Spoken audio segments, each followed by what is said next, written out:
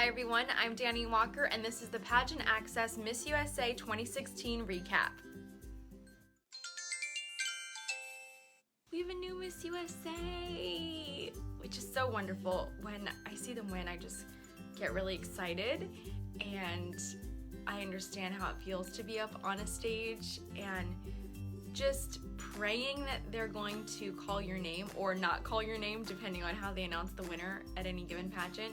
I just get so emotional every time that I watch the girls because I've experienced that before. If you guys have experienced that, you might know what I'm talking about.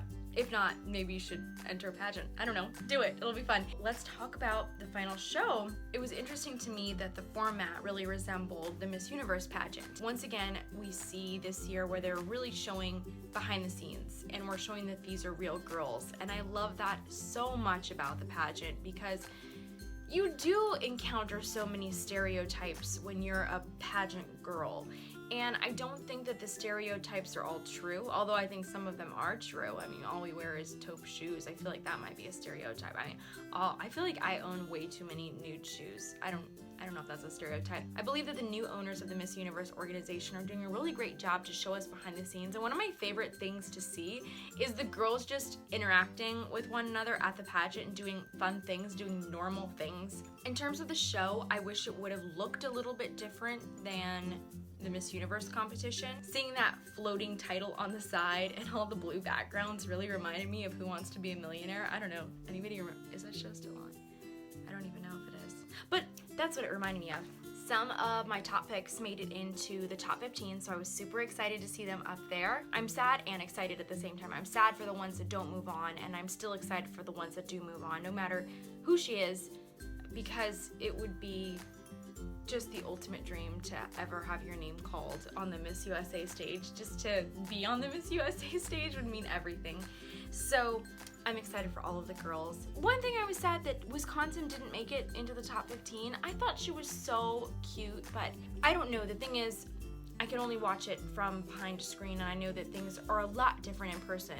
And I've realized that from years of watching pageants is sometimes I see something in person and some girl just is really extra special in person, and then you watch it back on a video and it doesn't quite have that magic or that it factor. I always kind of wish though that whoever judges preliminaries would judge the finale, because those are the judges that met with them for interview. Unless the finale judges also meet with them for prelims as well, which I don't know why they would do that, but I always just kind of get sad that those initial judges that like them don't get to keep judging them. Regardless of placements, my favorites for the swimsuit competition were Miss DC, Hawaii, South Dakota, and Virginia. Still loved those girls, thought they were incredibly confident on stage. It looked like they were having a really great time, and I just thought that some of the girls for finale, they didn't shine as much as they did for prelims, but these four contestants for me, when I saw them in swim, it was still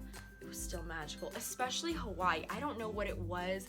I feel like sometimes when a girl walks on stage, the background color that's behind her and the lighting effects really can affect the wow factor, and I don't know how they decide who gets what lighting schemes or how that works.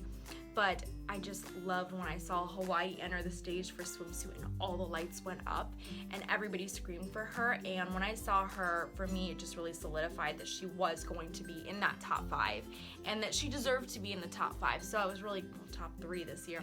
I was really happy to see her up there after that. District of Columbia was still very fierce. Has DC ever won Miss USA? If you know if Miss DC has won Miss USA, please comment that below so I don't have to Google it. Favorites for evening gown for finals tonight were Virginia, Connecticut, DC, South Dakota, and Hawaii.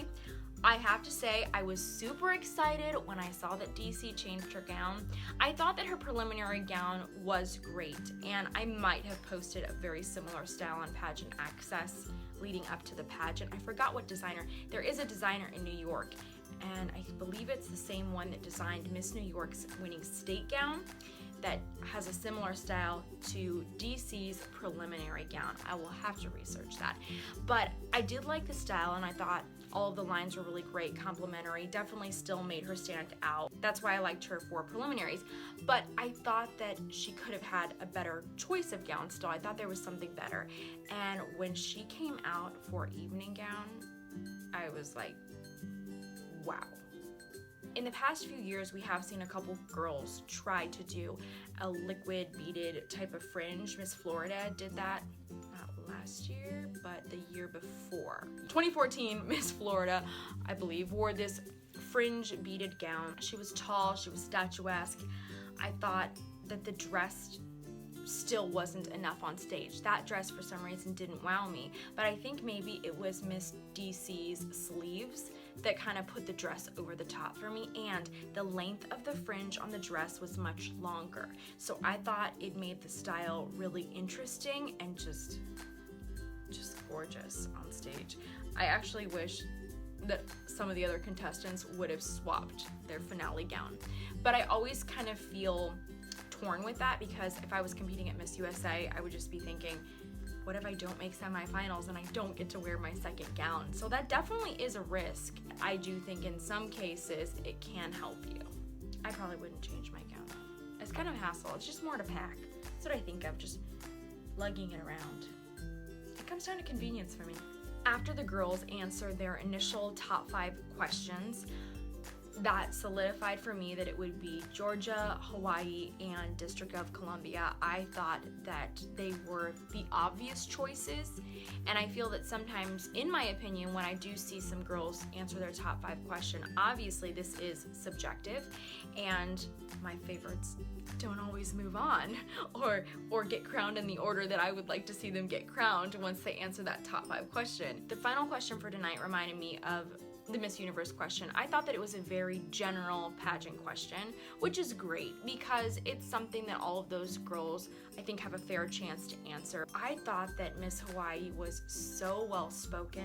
I thought that she was very natural and sincere, and after she answered, I really thought that they would have selected her as Miss USA. Miss DC goes up and she talks about essentially not having to impress anybody else, that being confidently beautiful is all about being yourself and accepting yourself.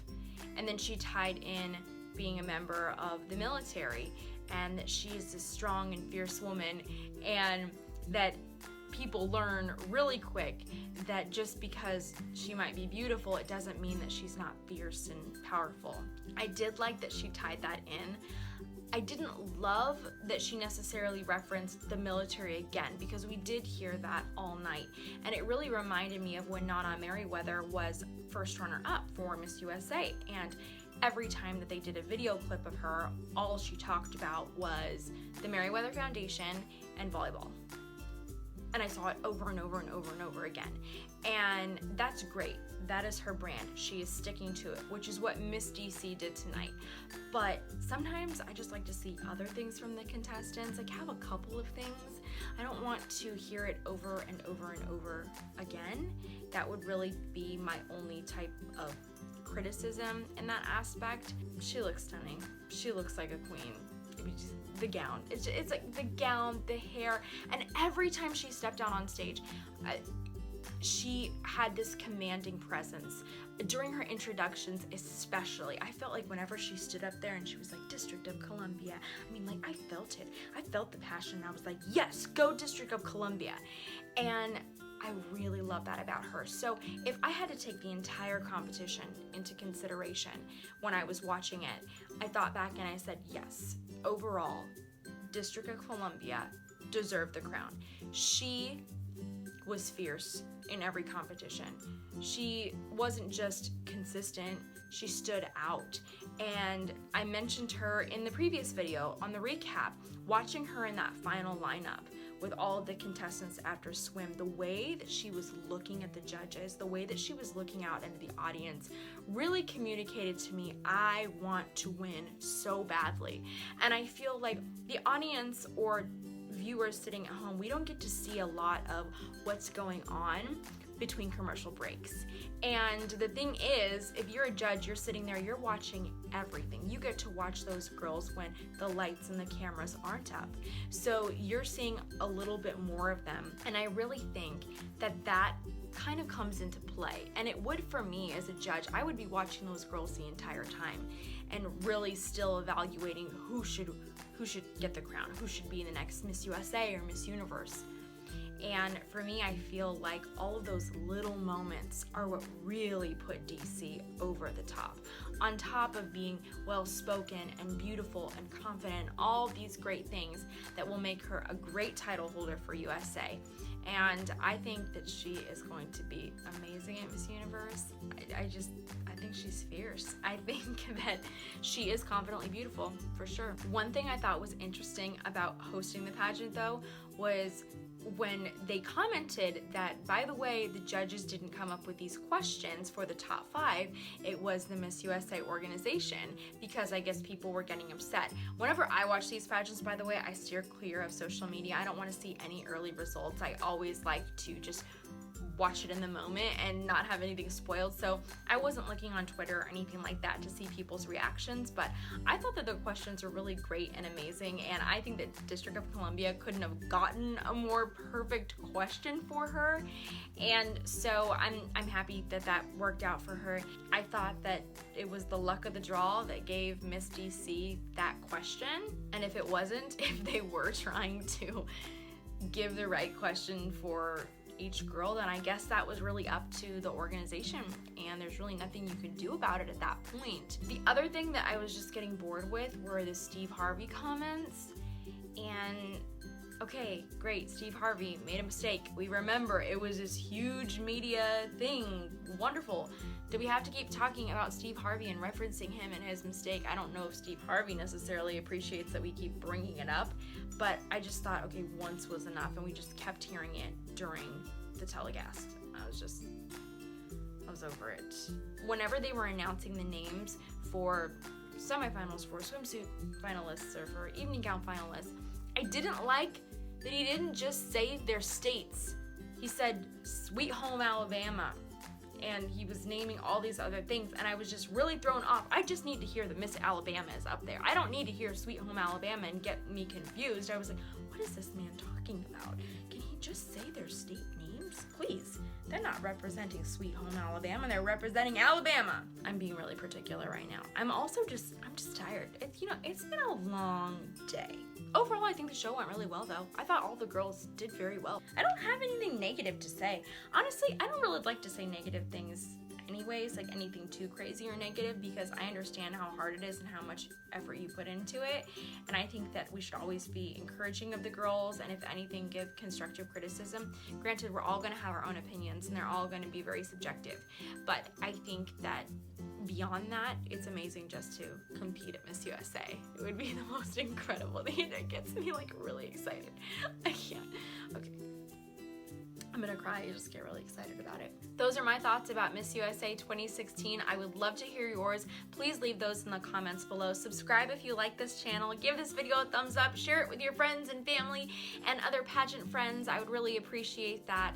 And if you do subscribe, be sure to be tuned in for new weekly episodes all about pageants and pageant life and all these fun things. So I answer all of your questions regarding that, and I always take video requests. So I love hearing from you all. I do listen to those requests and do my best to get those responses out as quickly as possible. Also, be sure to follow me on all of my social media as well. Thank you guys so much for tuning in today. I really appreciate it, and congratulations to the new Miss USA!